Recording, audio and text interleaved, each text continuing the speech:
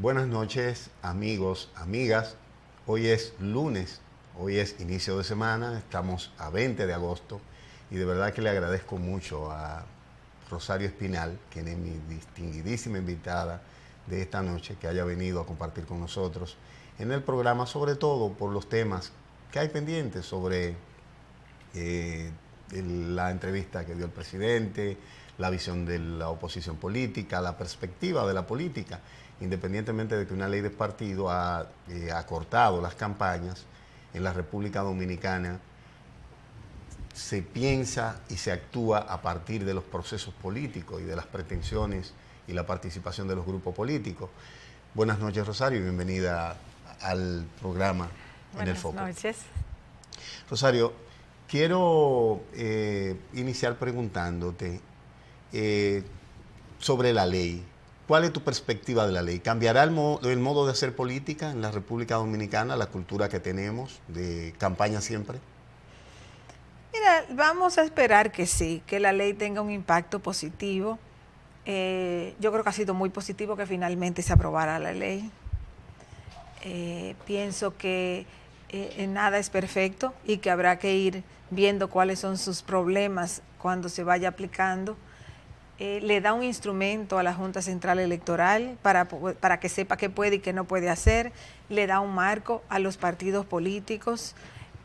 Ojalá que haya una aceptación de los marcos que establece la ley. La ley es bien holgada, tampoco es una ley sumamente estricta, o sea que yo pienso que da un marco legal. No todo lo va a resolver la ley, porque no todos los problemas que hay en los partidos son legales. No todos los problemas se resuelven con un marco legal. Hay problemas políticos que pues no se van a evitar. Rosario, ¿cómo valora tú el hecho de que se haya la principal fuerza de la oposición, el PRM, acordado con la principal fuerza del oficialismo la aprobación de la ley? ¿Como una decisión correcta o como incorrecta? Yo creo que fue una decisión correcta. Y el concurso del PRM era fundamental porque se necesitaba 2/3 partes del Congreso, era una ley especial. ¿Ha visto la crítica que le hacen los adversarios en otros opositores que estuvieron accionando con la posibilidad de boicotear la aprobación de la ley? Es que realmente esos críticos pueden decir, uno, que había que seguir boicoteándola. Pero bueno, si se seguía boicoteando, no iba a haber ley de partidos, iba a quedar todo como estaba, que es muy beneficioso, aún más beneficioso para el PLD. Y el otro argumento es que no debieron aprobarse las primarias flexibles, es decir, de opción, sino que había que prohibir la posibilidad de unas primarias abiertas. Entonces ahí lo que se ve que el objetivo era simplemente boicotear la posibilidad de primarias abiertas. Yo pienso que el menú de opciones era lo único posible de negociar. Y en política hay que negociar. O sea, en política no hay consenso. En política hay que negociar y ver si se logra un acuerdo. Hay que ceder y para poder obtener. Claro, y tú nunca vas a tener el 100% de las fuerzas apoyando algo. Entonces, yo pienso que aquí se consiguió se consiguió la mayoría calificada que se necesitaba.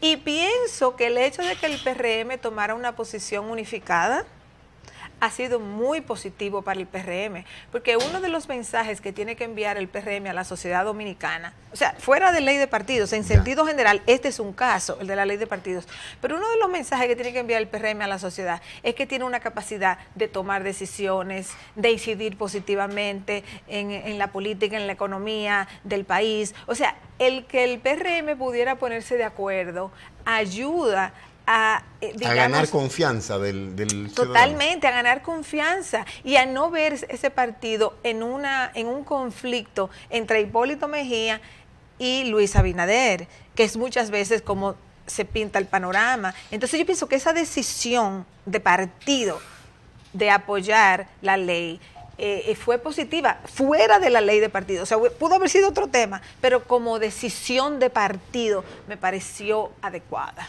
En el caso de que se plantea de que se decidió que sean las cúpula o la directiva de los partidos la que tomen la decisión del modo de primaria. ¿Ha sido diferente en algún momento? Bueno, se podría argumentar que los estatutos que existen en los partidos establecen qué tipo de primarias, y ese es uno de los conflictos que hay ahora en el PLD, de si es lo que dicen los estatutos ya desde antes o si esto comienza de cero y se va a ir a la instancia principal. Entonces ahí cada partido va a tener que decidir. Yo creo que a partir de la ley, los partidos tienen la opción de decidir qué modelo de primarias van a usar. Claro, el argumento... Pero cuando se dice los partidos, uno de los cuestionamientos que incluso no entiendo de parte de los dirigentes del PLD que operan con el doctor Fernández, es que, bueno, se decidió que sea la directiva, pero es la directiva la que toma las decisiones en todos los grupos, no solo en los partidos, ¿o no? Bueno, sí. Aunque, no. Aunque consulte, pero las decisiones nos reunimos. ¿Quiénes se reúnen para tomar decisión? La colectividad. No, incluso en las sociedades se supone que es el Congreso. Bueno, pero lo que pasa es que hay decisiones que la toma el Comité Central en el PLD. Entonces, si se considera que el Comité Central es la instancia, entonces eso van a tener que llevarlo al Comité Central, para que el Comité Central decida si son primarias abiertas o primarias cerradas. ¿Qué es lo que se presenta en el PLD? Es lo siguiente. En el PLD ahora mismo está la situación siguiente. Si los estatutos dicen que son cerradas, sí, por ejemplo, entonces ellos van a tener que ir a la instancia que modifique estatutos. Ahí hay un debate de si la instancia es ir al Comité Central o si es ir a un congreso. Si es ir a un congreso es mucho más complicado porque hay que montar un congreso sí, y no hay tiempo y demás. Incluso ellos no han concluido con su congreso último porque algunas cosas estaban pendientes de la aprobación de la ley de partidos. Entonces, si es ir al Comité Central, no es tan complicado. Y yo creo que esa probablemente será la posibilidad de darle la legitimidad del Comité Central. Partiendo de lo que se aprobó en la ley. Exacto. Que en la ley lo que se aprobó fue la máxima instancia decidirá qué tipo de primarias. Entonces, como en el comité político que toma muchísimas decisiones, porque ellos toman muchísimas decisiones, sí, pero se supone que es en función del Comité Central, entonces tendrían que llevarla al Comité Central. No sé lo que van a hacer los PLDistas, pero las opciones son o que lo decide el Comité Político o que lo decide el Comité Central. Y ahí es, digamos, una decisión que ellos van a tener que tomar. ¿Qué pasa? Que tanto en el Comité Político como en el Comité Central, Danilo Medina tiene mayoría, o sea, tiene más personas que Leonel Fernández, que van a apoyar su opción. Entonces, ese es el otro paso. O sea, el próximo paso, una vez aprobada la ley de partido, el próximo paso en el PLD es ese. El PRM podría argumentar, ya nosotros decidimos. Sí. ¿Qué es lo que está diciendo el PRM? Ya nosotros decidimos, ya eso es primaria cerrada, tenemos un padrón nuevo, bueno. Incluso apertura de nuevos inscritos, que lo anunciaron hoy, que van a reabrir las inscripciones. Que van a reabrir. Y yo no les recomiendo al PRM que ahora quieran hacer una cantidad de inscripción a lo loco para aumentar el número de personas. ¿Qué les recomendaría? Que tenga un padrón legítimo. Un partido no tiene que tener un padrón inmenso para decir somos un partido inmenso y por tanto vamos a ganar elecciones. No, tú puedes tener un patrón de personas que realmente tienen una militancia o un vínculo de alguna manera con el partido. Eso no es señal de cómo te va a ir a ti en las elecciones. O sea, si el PRM tiene un padrón de 500,000 personas, por ejemplo, y supón que el PLD tiene un padrón de 1,5 millones de personas, esa cantidad de personas en el padrón no necesariamente refleja lo que va a ocurrir en unas elecciones. Una victoria electoral. Y la participación en las primarias, uno de los temores que ha planteado mi amigo Vinicio Castillo Semán es que Danilo convoque, utilizando el clientelismo que se puede utilizar desde el Estado, millones de personas, de empleados públicos, de gente que recibe subsidio del gobierno, a una primaria interna.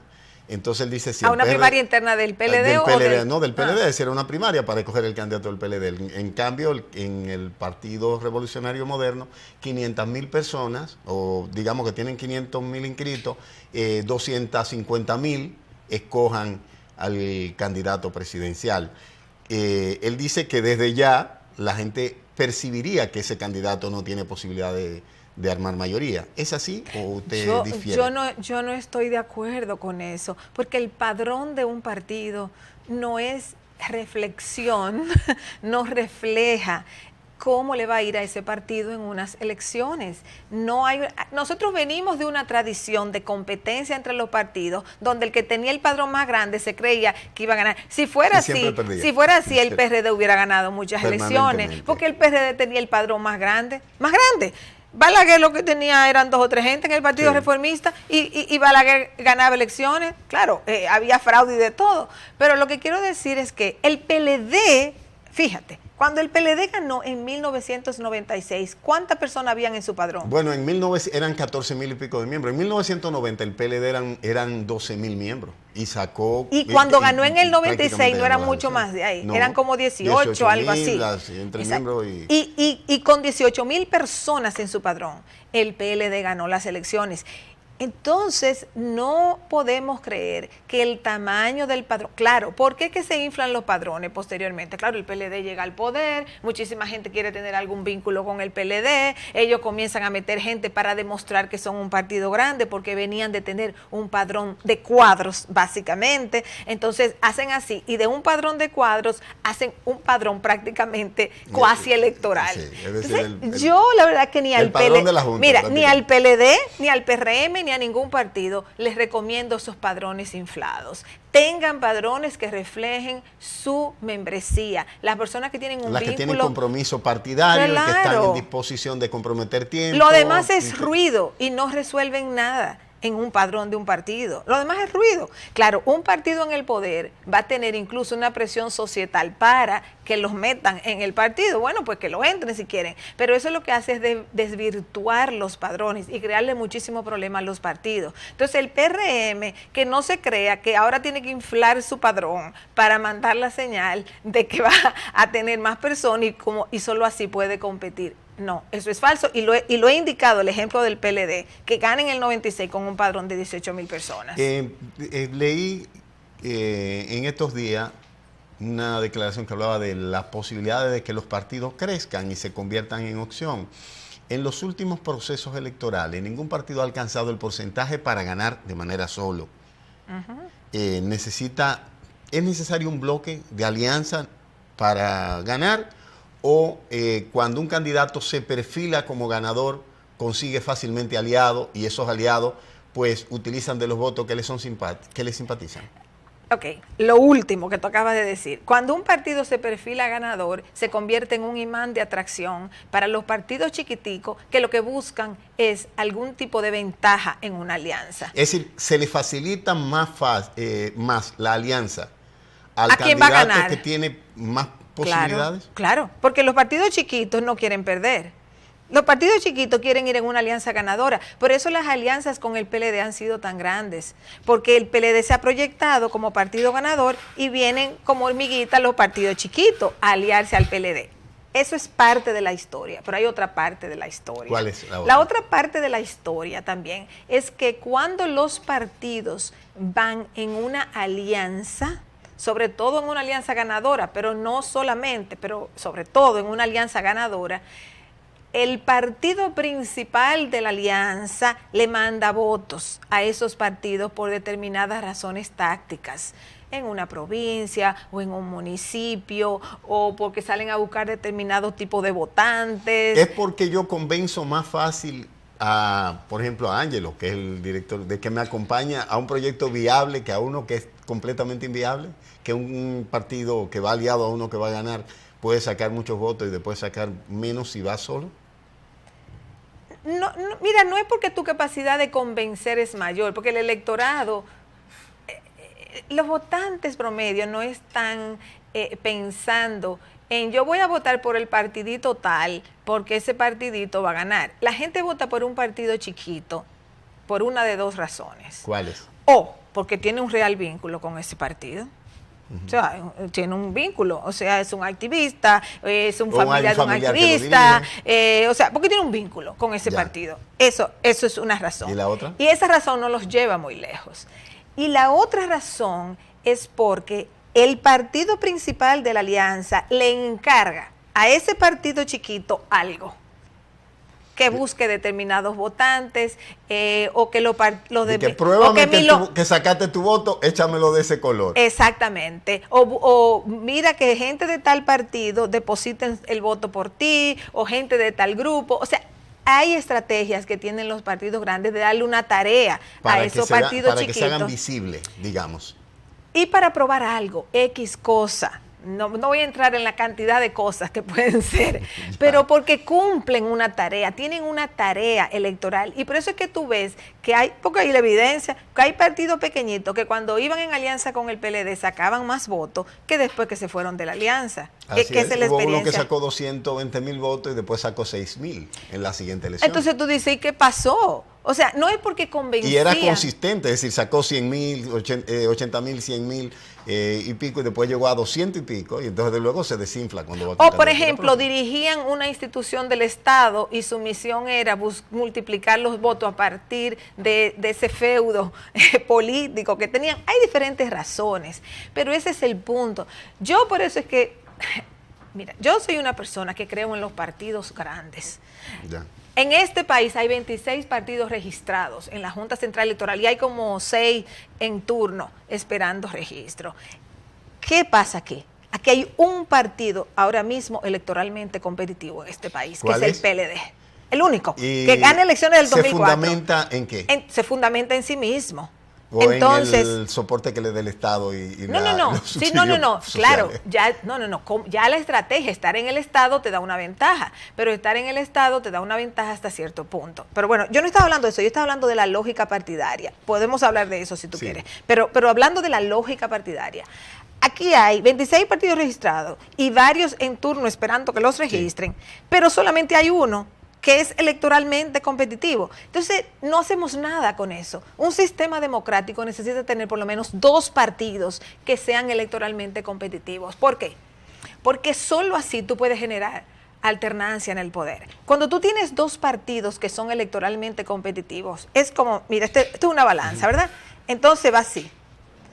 El desgaste natural de un gobierno te sube un poco a la oposición. Sí. Y viceversa, cuando sube, el desgaste de te sube un poco a lo que sea oposición en ese momento. Y tú tienes una alternabilidad en el sistema democrático. Cuando tú tienes un solo partido que es electoralmente competitivo y 30 que no logran construir mayoría, bueno, una buena parte de esos 30 se van con la alianza ganadora, se van con el partido un pedacito la alianza del PLD tiene como 14 partidos, o sea, tiene la mitad de los partidos ahí adentro. Entonces, cuando tú tienes una cosa así, tú no puedes tener una democracia realmente funcional, porque tú no tienes alternabilidad. Entonces, aquí lo que se necesita es tener por lo menos 2 partidos fuertes. ¿Qué debe hacer ¿qué debía hacer el PRM para convertirse en una alternativa para competir con el PLD? Con ese PLD que tiene 14 años de gobierno, que tiene un estado clientelar inmenso y asistencial. Es decir, ¿qué pudiera hacer? ¿Cuáles serían los pasos? Además de coger una directiva nueva, como hizo, de algunas presiones congresuales por la transparencia, como lo de Faride, ¿qué debía hacer? Mira, yo pienso que pensando en el 2020, que es lo que está más cerca, obviamente, y es el horizonte más cercano electoral, yo creo que el PRM, y lo he dicho en algunos de mis artículos dedicados al PRM, el PRM tiene poco margen de error. El PRM tiene que concentrarse en enviar una señal de unidad partidaria a la sociedad dominicana. Lo hizo con la ley. Ahora debe seguirlo haciendo. Seguirlo haciendo, porque no necesariamente son cuestiones legislativas. O sea, porque yo sé que una lectura que le han dado los ¿Le hace mal tener 2 candidaturas buscando, 2 precandidaturas buscando la candidatura central? ¿O si la gestionan bien, eso podía ayudar? Mira, pueden tener una competencia, siempre y cuando esa competencia tenga como visión central la consolidación de ese partido. O sea, si tú tienes dos compitiendo en una competencia que a la sociedad no le queda claro que están todos en un mismo trayecto, unidos para elegir tal o cual persona, no hay problema, pero tienen que tener mucho cuidado, porque el PRM tiene que crecer 15% más 1 si tomamos el resultado electoral del 2016. Entonces, esa opción, tienen que tener mucho cuidado cómo desarrollan las primarias para elegir candidaturas. Por otro lado, el PRM necesita candidatos que atraigan a la población, que enganchen con la población, que convenza a la población. ¿Por qué? Porque el PRM no tiene en este momento ni un gran electorado, porque el gran electorado del PRD se ha fracturado. Unos se quedaron con el PRD, otros se fueron con el PRM, otros se han diluido. Entonces, ese gran electorado del PRD se fraccionó. Claro, el PRM es el heredero de la mayor parte de ese electorado, pero no del todo. Entonces, como no es del todo, tiene que crecer por sí mismo ahora. No, porque no. Aunque, Rosario, en un reconocimiento a un desempeño para mí espectacular, porque si vemos el PRM superó el 35%, siendo una opción de un partido nuevo prácticamente acabado de formar. El PRD, recordamos que en el 2004 obtuvo apenas un 34%, es decir, inferior en votación si partimos de los porcentajes, ¿no? Sí, lo que pasa es que el PRM sacó todos esos votos porque esos son votos PRDistas, o sea, eran votos que venían del PRD. O sea, no es porque creció de repente y wow, fue el voto opositor que se expresó ahí, según tu lógica. Bueno, uno puede decir el voto opositor, otra forma de decirlo es el voto PRDista. O sea, el voto PRDista se mudó mayoritariamente a votar por el PRM. El voto PRDista es un voto opositor, claro está. Pero, ¿qué es lo que pasa con el PRM? Que su desafío de crecer, o sea, el PRM puede buscar el 5% del PRD y quitarle todos los votos al PRD, pero eso es difícil, porque el PRD va a mantener un cierto... Sí, lo que vemos es que hay un voto que pendula y es el que permite ganar elecciones. Ahí era que yo iba a decir. Es decir, si tú no consigues el voto que pendula, tú no ganas. Entonces, lo que yo iba a plantear es que el PRM tiene que crecer, o sea, ya tiene un límite en cuanto a cuánto puede crecer con el voto que era PRDista, ¿verdad? Cogió la mayor parte. Perfecto, porque lo heredó. Ahora debe buscar el voto que pendula. Ahora tiene que buscar el voto oposicionista, que no es PRDista. Ya. Entonces, esos votantes se lo tiene que quitar al PLD. Porque es al PLD que se lo tiene que quitar, no está en otro lugar. Permítame hacer una pausa para luego continuar contigo. Quiero que me responda si es posible, después de la pausa, llevar a votar la gente que dice no, por ninguno. Vamos a la pausa.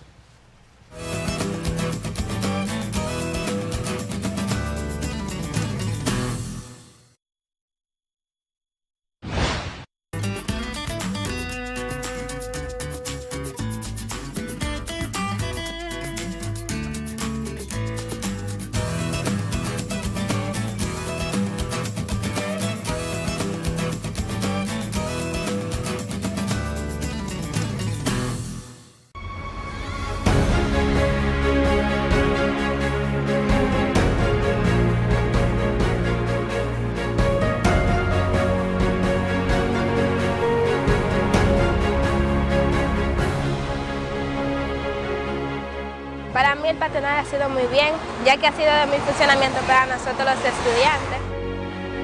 Pude subir mis hijos y tengo mi hogar, gracias al Señor, a este mercado.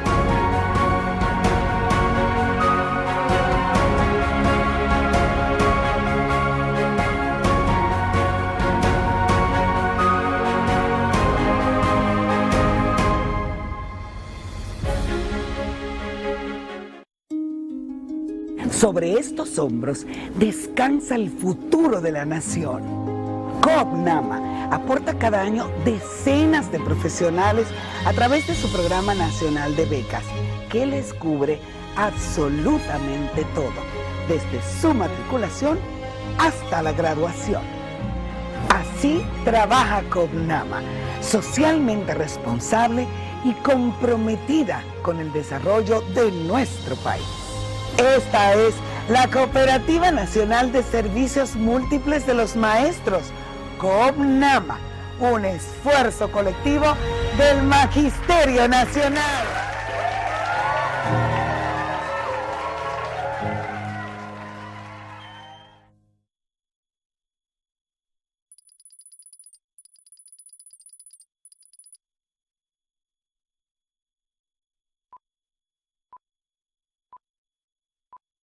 Al apoyar la enmienda de la reelección, también estaba tomando la decisión de cerrar mi carrera política, porque está sobreentendido que después de estos 4 años adicionales, si el pueblo me premia con su voto en el año 2016, no podré ser candidato nuevamente a la presidencia de la República.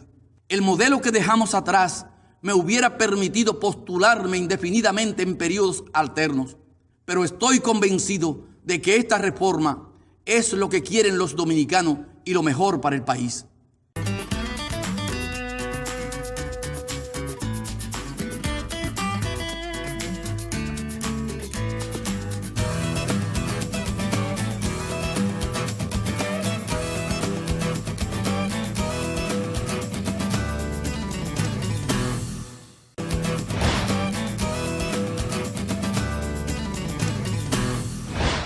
Agradezco de nuevo a Rosario Espinal que venga a compartir con nosotros, porque tiene mucho que responder, muchas preguntas para ustedes que están en su casa.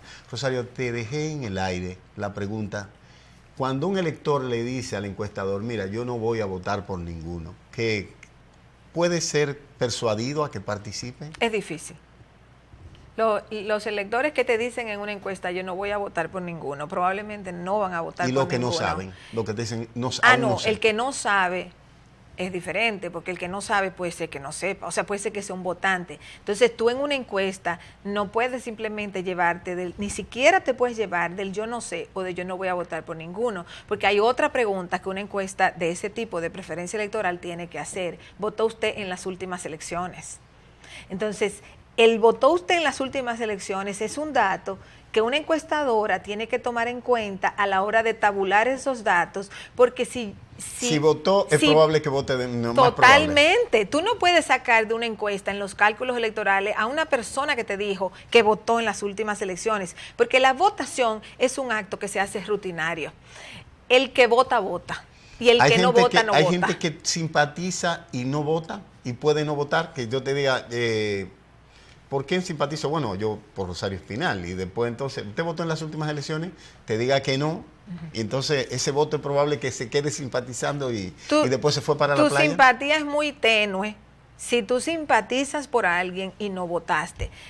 O tu simpatía es muy tenue o tu abstencionismo es muy fuerte. O sea, hay gente que dice yo no voto y se vanaglorian de decir yo no voto. Bueno, pues es un votante muy difícil de convencer. ¿Cómo tú conoces a ese votante? No porque te diga que yo no voy a votar por ninguno, sino porque tú le preguntas lo que te decía hace un momentito. Tú le preguntas, ¿votó usted en las últimas elecciones? Esa la tienes que hacer obligatoriamente. Si quieres le puedes preguntar y en las anteriores a esa, si quieres tener más historia electoral. Pero la que votó usted en las últimas elecciones, tú tienes que hacérsela, porque eso te da un marco de la cantidad de personas encuestadas, cuántas votaron y cuántas no votaron.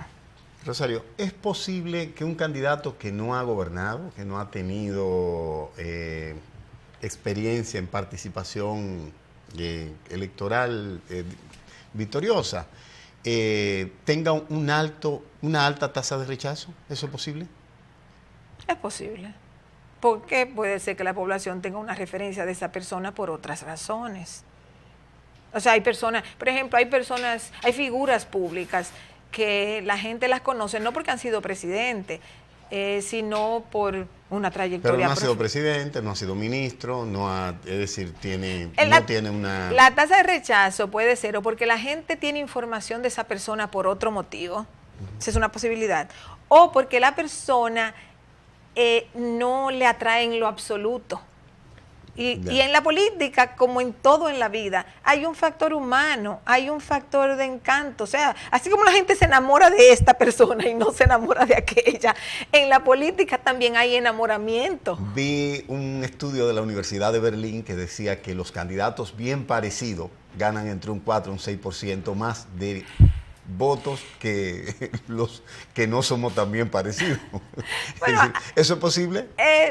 Yo no tengo un dato como ese que tú estás citando, pero podría ser... La entrevista era ¿por qué quiere votar por Rosario Espinal? No, que ella es muy bonita. Podría ser que el bien parecido tenga un papel, pero el bien parecido en política tenemos que tomarlo con cierta precaución, porque el bien parecido en política también, hay personas muy bonitas que tú dices, uy, qué bien parecido, bien parecida, pero que no enganchan con la gente. Entonces en política tú tienes que enganchar con la gente. Hay hay una química que se tiene que dar, porque tú no eres amigo de esa persona. No.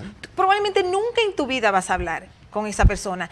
Todo lo que esa persona va a provocar en ti, lo tiene que hacer a través de los medios de comunicación, a distancia. Tú no vas a conocer nunca a esa persona, o probablemente no la vas a conocer. Entonces, esa construcción del enganche de emociones, traspasa lo físico. O sea, bien parecido, bueno, te puede ayudar, pero esa química que tú logras establecer con la gente es fundamental.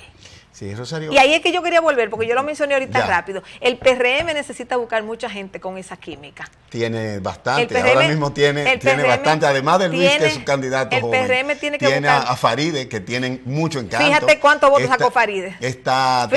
Fíjate cuántos votos sacó Faride. La más votada del Distrito Nacional. Muy encantadora también, está José Ignacio Paliza. El PRM tiene que tirar candidatos encantadores. Wellington Arnaud, son candidatos jóvenes. Tienen que tirarlo no es lo que tú opines, es lo que la sociedad opine. Ya. Entonces tienen que tirarlo a la sociedad. Sí, Rosario, ¿viste la entrevista que le hizo Yanna al presidente?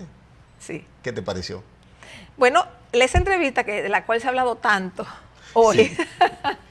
Yo creo que lo que han hablado tanto de la entrevista, le han hecho más propaganda de la cuenta, pero bueno, esa entrevista, desde mi punto de vista, hay que tomarla en el contexto en que se da y hay que evaluarla dentro de ese contexto. Es un programa de variedades, es una entrevista que fue estructurada, digamos, de manera amigable. En el despacho del presidente, ¿no? Pero aún lo hubieran hecho en el canal o en cualquier sitio, era una estructura amigable y ese fue el objetivo. Uno puede decir, no, porque ponernos a hablar de él. Uno puede decir, no, porque lo que el presidente tiene que hacer es hacer ruedas de prensa, enfrentarse a los periodistas que le van a hacer las preguntas duras. Ese es otro formato. Yo estoy de acuerdo con esos formatos, pero ese es otro formato. Entonces, el presidente, que no es muy dado a esto, y hasta ayer lo dijo, porque él no es dado a eso, él dio su razón. Pero el presidente escoge este espacio y este formato. Dentro de ese contexto, de ese formato, yo creo que la entrevista procedió bien. ¿Te parece que le agrede la institucionalidad su posición sobre la reelección, estando prohibida en la Constitución? Nosotros sabemos que está prohibida en la Constitución. El país sabe que está prohibido. Los legisladores saben que está prohibido. Danilo Medina sabe que la reelección está prohibida en una Constitución que él reformó, que él promovió, que se reformara. Entonces todos sabemos que está prohibida. ¿Por qué se habla de eso? Excelente pregunta. No que yo estoy aquí para entrevistar a nadie. ¿Por qué se habla de eso? La estoy planteando como una pregunta retórica. Y si fuera a responderte, te diría, escuché a Yumaira Medina, la hermana del presidente, decir, bueno, hay un artículo que limita solo al presidente de la República. Yo les recordaba en El Sol de la Mañana en mi comentario que eso le permitió al PLD ganar las elecciones, porque recordamos que un artículo transitorio le impidió al doctor Balaguer presentarse en su momento y respetó la decisión del artículo, ¿no? Bueno, el transitorio, digamos, redujo el conflicto con Leonel Fernández, porque el transitorio, por lo menos... en el caso de ellos, en el caso de Balaguer, le impidió presentear,se en el 96 como candidato cuando fue... No, pero yo digo en este caso, fue un transitorio para enviar la señal al leonelismo, a Leonel, de que, bueno, ya Danilo terminaba aquí y que ya se abría la cancha otra vez para Leonel o para quien fuera. Entonces yo creo que esa es la razón del transitorio. Claro, en un país con la tradición caudillista y personalista que hay aquí, donde los últimos 3 presidentes han cambiado la Constitución para su propio beneficio, pero no estamos hablando del siglo XIX, ni estamos hablando siquiera del siglo XX, sí. Estamos hablando de ahora, del siglo XXI, en el poquito que lleva, 18 años, y los 3 presidentes que han gobernado en este siglo, que nada más lleva 18 años, Hipólito, Leonel y Danilo, han cambiado la Constitución para buscar ellos una repostulación. En el caso de Hipólito y Danilo, inmediata; en el caso de Leonel, 4 años más tarde. Usted no tiene una bola de cristal. Entonces, en ese contexto es que estamos hablando de este tema. Sin tener una bola de cristal, ¿cómo vislumbra que el Partido de la Liberación Dominicana saldrá del trance de la confrontación entre el sector de Leonel Fernández y el del presidente Medina? Yo no sé. La verdad, yo no sé cómo van a salir del trance, porque... ¿Ve viable otra reforma constitucional? ¿Perdón? ¿Ve posible otra reforma constitucional? Lo que pasa es que la reforma constitucional ahora está más complicada que en el 2015, porque en el 2015 el PRD estaba dividido y los legisladores del PRD quedaron en el aire, y eran muchos, porque el PRD tenía una representación importante. Entonces, los legisladores del PRD se quedaron en el aire, no tenían futuro. Pero quien le dio la aprobación a la reforma en el 2015 fue Leonel Fernández, que pactó. Si el sector de Leonel se mantiene firme con los 38 del PRM que votaron en contra, era suficiente. Lo que pasa es que los legisladores de Leonel Fernández, que no es lo mismo que Leonel Fernández, los legisladores de Leonel Fernández le garantizaron su candidatura, le garantizaron su repostulación. Entonces ahí es donde ellos se cambian. No es porque fue que Leonel Fernández le dijo a sus legisladores, miren, vamos a hacer esto, sino porque sus legisladores, cuando vieron lo que se estaba armando entre los danilistas, los PRDistas y demás, dijeron, pero si aquí me van a ofrecer, o entro o me quedo fuera. O me quedo fuera. Entonces ellos entraron ahí. Ahora, ¿qué pasa ahora? A ver. Ahora hay un PRM. Sí. Es la clave. Que es el número 2 de la boleta. Es la clave. Aquí no hay posibilidad de reforma constitucional, porque no creo que dan los números. Si una facción del PRM no se engancha en una reforma. Y si una facción se engancha, puede que falten también, de todas maneras. Porque... Bueno, si una facción del PRM se engancha, los números alcanzan.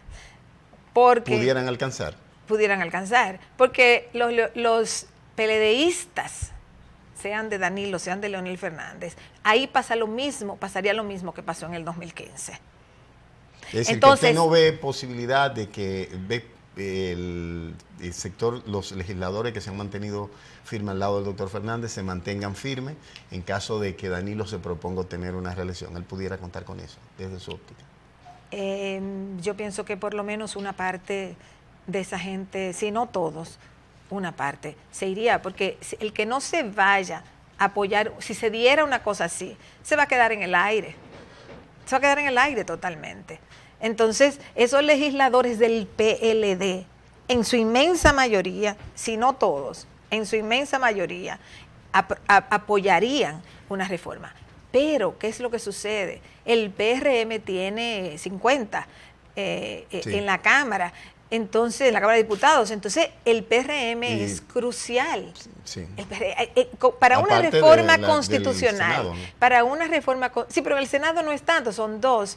Sí, pero para la Asamblea todo cuenta. Todo cuenta, todos son iguales. Entonces, en ese sentido es que... ¿Y la ciudadanía, cómo usted piensa que pudiera asumir la Marcha Verde, sectores de la sociedad civil, una expresión del presidente de que le dejen otro chance, denme otro chile? La sociedad dominicana va a estar dividida entre una parte que apoya la gestión y no va a hacer nada, otra parte que está en contra de la gestión del PLD y se va a ¿Pudiera oponer. unir a la oposición esa intención? Lo que pasa es que para aprobar esa reforma constitucional, el PLD necesitaría, o Danilo Medina necesitaría, los votos, una parte importante de los votos de la oposición. Es decir, no es solamente el PRM, necesita los votos del Partido Reformista. Entonces, si toda esa gente vota, pon tu Partido Reformista, o si votara una parte del PRM, si esa gente vota, pero vamos a poner el caso reformista, dejemos el PRM afuera en este momento.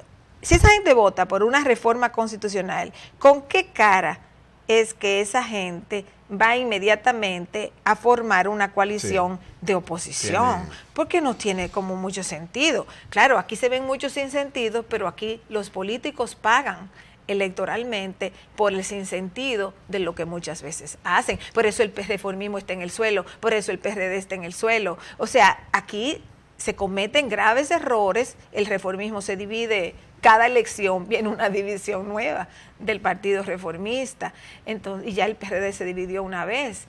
Entonces yo pienso que si se diera, yo veo los números complicados. Si Leonel Fernández fuera el candidato del PLD, ¿atraería el apoyo de todas las fuerzas del PLD? Yo creo que el PLD al final, se unifica sea en torno a su quien candidato. sea el candidato, se va, nunca vamos a decir tal vez van a lograr el 100%, siempre va a haber algunas personas o que se quedan en su casa, yo no creo que van a salir a hacerle mucha oposición fuera de 2 o 3 nombres, bueno, pueden quedarse en su casa, pero yo no creo que una vez decidido quién va a asumir la candidatura presidencial del PLD, yo creo que la inmensa mayoría de los PLDistas se irían a apoyarla. En el año 2000, hablaba con un amigo, me decía que en el 2000 el candidato más popular hacia afuera no era el candidato que fue candidato del PLD. Es decir, era haciéndome un análisis de lo que pasa en el PLD. Si ahora resultara electo otro candidato de lo que están alrededor del presidente Medina, que no fuera Leonel, ¿entiende que la gente de Leonel aceptaría los resultados? La cosa se complica si fuera una tercera persona. O sea, si no es Danilo Medina y no es Leonel Fernández, yo creo que la situación se le va a complicar mucho al PLD, porque va a ser muy difícil para Leonel y los leonelistas aceptar que otra persona, porque a fin de cuentas entre Danilo y Leonel hay un pugilato viejo, sí, y son los dos principales líderes de ese partido. Entonces como que hasta cierto punto ellos tienen que aguantarse uno con otro.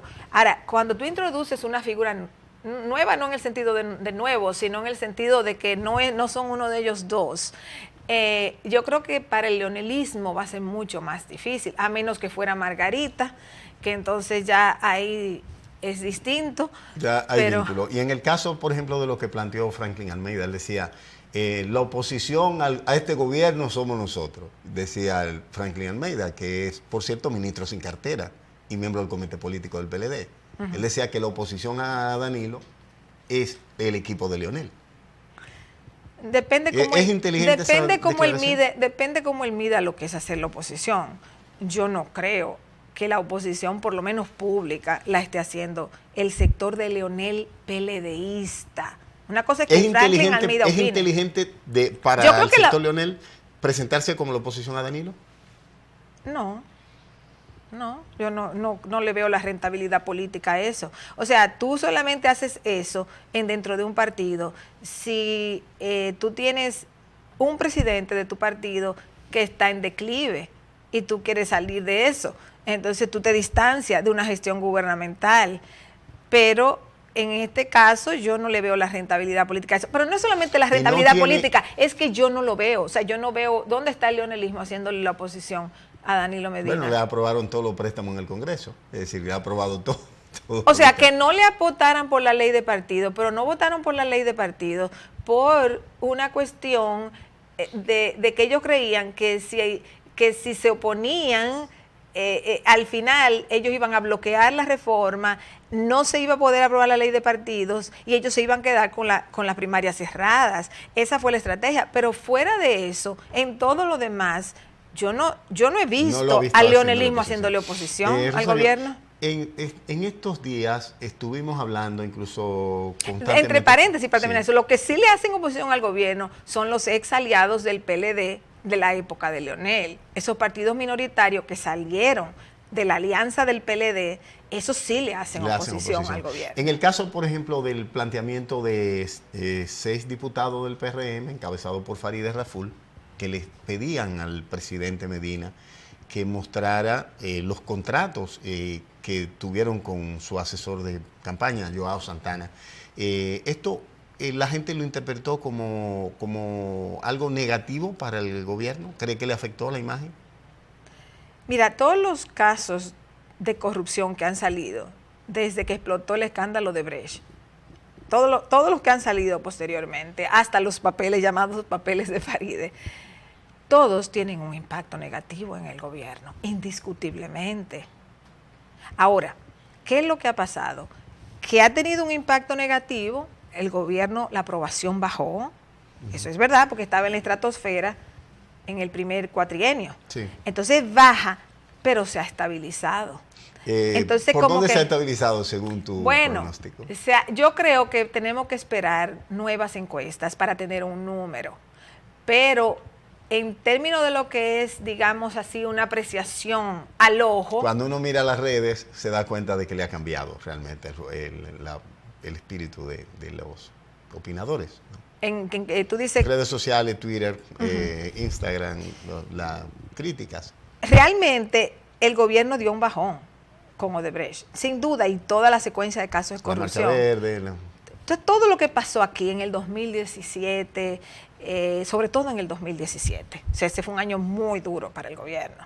Entonces, todo eso impactó negativamente en el gobierno.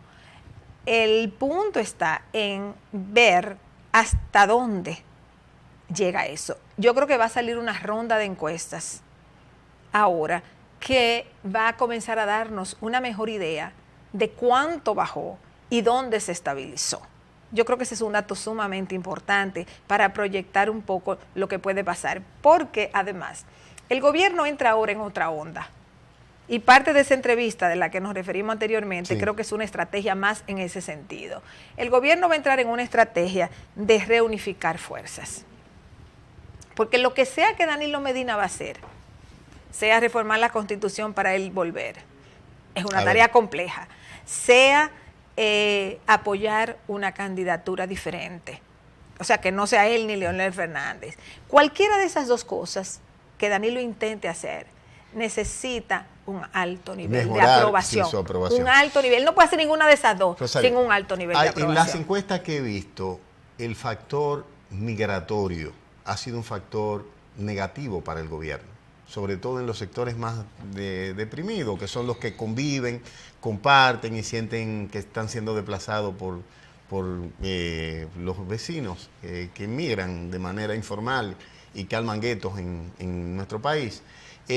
¿Cómo valora ese factor y si tú crees que tendría un impacto electoral, incluso en la aprobación de candidaturas como la de Ramfi, que va repuntando en las encuestas, tiene números que uno se asombraría hace poco? Mira, yo creo que el tema de migración, lo que pasa es que en este país hay un sector productivo que demanda la mano de obra haitiana. Y tú no puedes calcular uno por uno. Demando este trabajador y aquí tengo uno. No, los procesos migratorios te generan un grupo de gente que se va a hacer otra cosa. Pero aún los que van al sector agrícola y al sector construcción, que son los dos grandes sectores. O por ejemplo la venta informal que está copada aquí. Es decir, sí, pero la venta informal la van copando los que deciden, bueno, no quiero trabajar en el sector agrícola, no quiero trabajar en el sector construcción, que lo va a haber siempre, me voy a colocar por aquí, por el sector informal. Entonces, ha habido una migración permitida. Es más, déjame decirte, la participación de la mano de obra migratoria en la economía dominicana es mayor en términos porcentuales que el resto. ¿Por qué? Porque hay una demanda de los empleadores de la mano de obra haitiana. O sea, los haitianos son el proletariado dominicano. Sí, pero lo que te digo es esto, hay también franjas de casas, de barrios, de pequeños pueblos que del 2010 para acá se han poblado. Porque tienen que vivir en algún sitio. Sí. No se pueden ir al cielo a las 7 de la noche cuando terminan de trabajar y volver a las 6 de la mañana. No, y no te digo de gente que tiene ocupaciones normales, sino lo que te quiero decir es porque es muy... O sea, nosotros nos acostumbramos por muchas décadas como país a traer jornaleros haitianos que estaban enclaustrados en las zonas cañeras.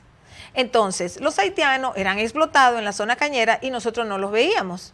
Y mientras no lo veíamos, a menos que tú hicieras un viaje a un batey y era parte del folclore, nosotros no veíamos los haitianos. Hoy en día no es así. Hoy en día hay más y hoy en día hay muchos insertados en la agricultura, en la construcción y otros que se insertan en el comercio informal.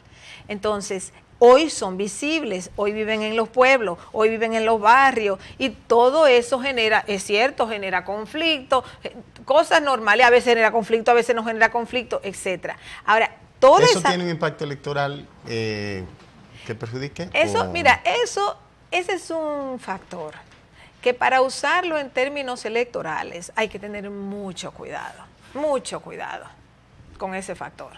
El que lo use electoralmente va a tener que tener mucho cuidado. Esta es una economía muy abierta. La economía necesita a esos trabajadores. Si tú deportaras a todos los haitianos para Haití mañana, los primeros que van a llorar son los empresarios, porque ellos son los que lo necesitan. Ellos necesitan esa mano de obra. Deprime el salario de los más pobres, pero así. Es que los más pobres dominicanos no tienen tienen interés de trabajar bajo el sol. En la agricultura... Pero yo lo he visto trabajando en Chile, bajo el sol. En la agricultura. 2 o 3 trabajan en Chile en la agricultura. Los dominicanos no quieren esa opción laboral. Los dominicanos prefieren... el salario no lo convence. No quieren el salario, no quieren las condiciones que tienen los... Señores, los empleadores quieren pagar lo menos posible, con las peores condiciones. Pero por eso que emplean a los haitianos. Pero si los salarios fueran buenos y los beneficios fueran buenos, los dominicanos estuvieran trabajando en la agricultura y en la construcción. Porque eso es evidente. Ahora, en las condiciones en que trabajan porque cuando los empresarios dicen, no, porque a los haitianos le damos lo mismo que a los dominicanos, claro que sí, por eso los dominicanos no quieren trabajar ahí. Entonces, el proletariado dominicano cada vez más se va haciendo haitiano, muy a la ventaja de los empresarios, porque no tienen que pagar seguro social, no tienen que pagar prestaciones. Y si se enferman van al hospital público. Entonces, lo paga la sociedad, consumir, sí, pero lo paga la sociedad, no el empresario. Porque no, el empresario, lo que te digo, lo paga incluso claro. Entonces, lo que no podemos asumir es que este país va a depender de la mano de obra barata haitiana y que no hay consecuencias. No, son seres humanos, son seres humanos que necesitan casa, transporte, que tienen hijos, que necesitan escuela, que necesitan hospitales. Y espacio donde vivir. Y todo. Entonces, esa es la situación. ¿Cómo, última pregunta ya estamos al cierre, la institucionalidad en la República Dominicana para cuándo? No lo sé. Porque yo siempre he pensado que una de las cosas que hay que hacer es institucionalizar los partidos. Porque ¿la ley contribuye a eso? Vamos a esperar que sí, la ley contribuye a eso, pero la ley no resuelve todos los problemas. La ley de partido no resuelve que aquí estemos hablando ahora de reelección cuando hay una constitución que lo prohíbe. Entonces, hay muchas cosas que no las resuelve la ley de partido. Entonces, aquí hay 3 males arrastrados desde siempre. El caudillismo, sí, y eso tiene que ver con la reelección. Entonces cuestionamos a Ramfi. El clientelismo. Exacto, lo cuestionamos, y la pero lo prohijamos nosotros. Es decir, aquí yo veo hasta el presidente de un club, de una vez nos lo ponemos sobre la cabeza. Pero tú no colocamos en que la diferencia entre el presidente de cualquier cosa y los demás miembros debe ser las funciones, no otra cosa, si la ley se aplica, ¿no? Sí, y el fenómeno Ramfi tiene que ver con esos puntos de que la sociedad quiere orden. Aquí nadie quiere una dictadura. Aquí en realidad nadie quiere un Trujillo. Y el que dice que lo quiere no sabe lo que está hablando. Porque que se ponga a ver, claro, en la época de Trujillo había orden. Primero, esta era una sociedad rural. ¿A qué costo, no? Con 3 gatos que vivían en las ciudades. ¿Y cuántos no mataron? ¿Y cuántos no se llevaron presos? Y no eran ladrones los que mataron y se llevaron presos. Los que mataron y se llevaron presos básicamente eran personas que estaban en contra de ese sistema. Entonces aquí nadie quiere eso. Porque por más que nos quejemos, aquí nadie quiere dictadura. Bueno, Rosario, gracias de verdad por darnos esta entrevista. Hemos hablado. De hecho, no te he dejado hablar casi. Señores, el lunes que viene estaremos con ustedes a esta misma hora en un programa tan especial como este. Esperamos contar con Rosario en nuestra oportunidad. En el foco estará con ustedes ya el lunes próximo a las 7 de la noche. Le esperamos. Gracias por venir, Rosario. Gracias.